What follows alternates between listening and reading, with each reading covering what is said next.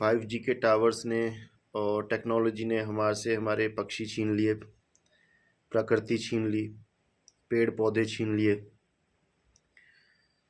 पशु हमारे जो हैं वो सड़कों पे आ गए। गाय ने दूध देना बंद कर दिया तो वो सड़कों पे छोड़ दी गई। फिर कहते हैं कि वे दूसरे धर्म के लोग उनको काट देते हैं, तुम उनको छोड़ते क्यों हैं काटने के लिए? जो हिंदू धर्म में भी मांस खाता है, अगर उसको भी कहीं जंगली मुर्गा या खुले में मुर्गा दिखेगा या बकरा घूमता हुआ दिखेगा, क्या वो उसको नहीं काटेगा? तो फिर उनको दोष क्यों दिया जा रहा है कि वो गाय को काट रहे हैं? तुम उनको अपनी गौ माता की रक्षा कर नहीं पा रहे हो, उनको गौ आश्रम में छोड़ नहीं पा रहे हो, या उनको अपने घर में रख के उनकी सेवा नहीं कर पा रहे हो, क्योंकि अब शहरों में घर तो छोटे छोटे रह गए, गाँव में तो चलो पशु पल भी जाते थे, तो अब उनकी सेवा हो नहीं रही है। फिर बोलते हैं कि दूसरे लोग उनको काट रहे हैं। भाई मांस खाने वाला तो मांस वाली चीज़ को काटेगा ही, वो हिंदू भी काटेगा, वो भी काटेंगे। फिर ये जो आपदा आ रही है इसको लिए बोलते हैं कि ये भगवान कर रहा है, तो भाई भगवान कुछ नहीं कर रहा है। पशु पक्षी उड़ा दिए तुमने, बलि दे दे के, बेचारे बकरे की बलि दे दे के इनको भी ख़त्म कर दिया तुमने। दोष देते हो फिर देवी देवताओं का कि देवी देवताओं का दोष लग गया। अपनी मनोकामनाएं पूरी करवाने के लिए तुम वहाँ पे बलि दे रहे हो और दोष दे रहे हो फिर तुम देवी देवताओं को कि देवी देवताओं का दोष लग गया। वो उनके पास क्या इतना समय है कि वो तुम्हें दोष लगाएंगे? उन्होंने अपनी भक्ति नहीं करनी? जितने भी देवी देवता हैं वो भी तो आराधना किसी न किसी परमात्मा की, किसी शक्ति की करते होंगे, इस निरंकार की करते होंगे, इस ओम से भी वो शक्तियाँ प्राप्त करके तुम्हें देते होंगे। या इस बारे में मुझे ज़्यादा पता नहीं है, क्योंकि ये फिर धर्म का इशू बन जाता है, तो इस बारे में मैं कुछ ज़्यादा नहीं बोलूँगा। पर ये सोचना कभी कि मनोकामनाएं तुम्हारी है, ठीक है, मन्नत तुम रखते हो मांग के कि हम वहाँ पे बकरा देंगे देंगे वो देंगे, तो वो भी तो किसी की माँ है, वो भी तो किसी प्रकृति का बच्चा है जिसकी तुम बलि चढ़ा रहे हो। तो अब जब प्रकृति तुम्हारी बलि लेने लग गई है तो फिर दोष भगवान को, फिर दोष देवी देवताओं को। देवी देवताओं का दोष नहीं लगता और ना ही दोष लगता है भगवान का। ये हमारे अपने कर्म हैं जो अब सामने आ रहे हैं।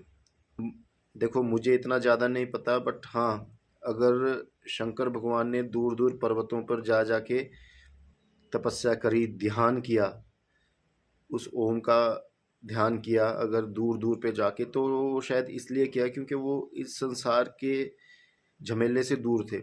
और संसार के हम लोग जा जाके उनको फिर वहाँ पे तंग कर रहे हैं, सेल्फियाँ खींच खींच के डाल रहे हैं और भांग पी रहे हैं, वहाँ पे जा जाके सिगरेट भर भर के पी रहे हैं और बोल रहे हैं कि ये भोले का प्रसाद है। भाई मत तंग करो उसको, शंकर भगवान को, उसको अपनी आराधना करने दो। तुमने अपनी भक्ति करनी है, अपने घर में बैठ के भक्ति करो, गृहस्थी जीवन में भक्ति करो, अपने परिवार के बीच में भक्ति करो।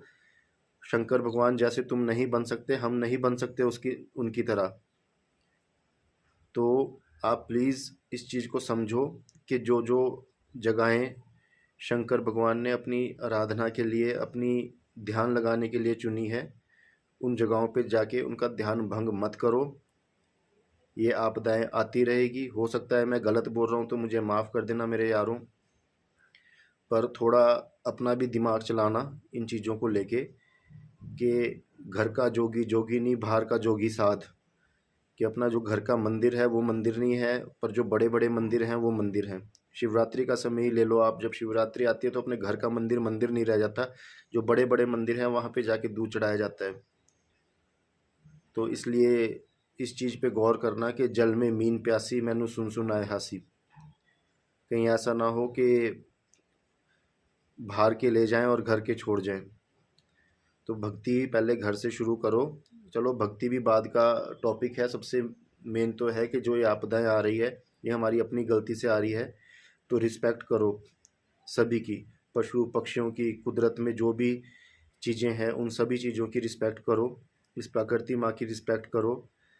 कुत्ते को लोग लात मारते हैं, पत्थर मारते हैं, ये चीज़ें मत करो। ये भी आपको पता है भैरव का रूप है, और राहु के दोष सबसे ज़्यादा वहीं लगते हैं जो लोग कुत्तों को पत्थर मारते हैं, कुत्तों को लात मारते हैं, डंडा मारते हैं। तो ये काम भी अगर हो सकता है तो कम कर दो, या बंद हो सकता है तो बंद ही कर दो, क्योंकि सड़कों में, गलियों में, गाँव में रक्षा और पहरेदारी जो करते हैं वो ये कुत्ते ही करते हैं। तो ये मासूम कुत्ते अगर वफ़ादार होते हैं, एक आधे किसी को काट लिया अगर किसी के बच्चे को, तो हम लोग पूरा गांव पूरा शहर उसके अगेंस्ट हो जाता है कि इन कुत्तों को ख़त्म करो, कुत्ते यहाँ इतने सारे हो रहे हैं, कुत्तों को जहर दिया जा रहा है। जहर कौन दे रहा है आप लोगों को पता ही है वो, ठीक है, बोलने की ज़रूरत नहीं है इसमें। आजकल कुत्तों को भी जहर दे के मारा जा रहा है, कुत्ते भी ख़त्म हो रहे हैं, और बलि दे के बकरे ख़त्म हो रहे हैं, बलि दे के मुर्गे भी ख़त्म हो रहे हैं। टेक्नोलॉजी ने, रोड बन रहे हैं, डेवलपमेंट ने हमारे पेड़ पौधे ख़त्म कर दिए हैं। ये जो टावर्स लग रहे हैं इन्होंने हमारे पक्षी ख़त्म कर दिए हैं, तोते कबूतर चिड़िया ये कहीं दिखती नहीं है। तो फिर इसलिए प्रकृति और कुदरत अब हमें तोते दिखाने लग गई है। तो तैयार रहें, जो बीज बोए हैं वो काटने भी पड़ेंगे, तो तैयार रहें उस चीज़ के लिए भी। जय हिंद, जय भारत, जय श्री राम।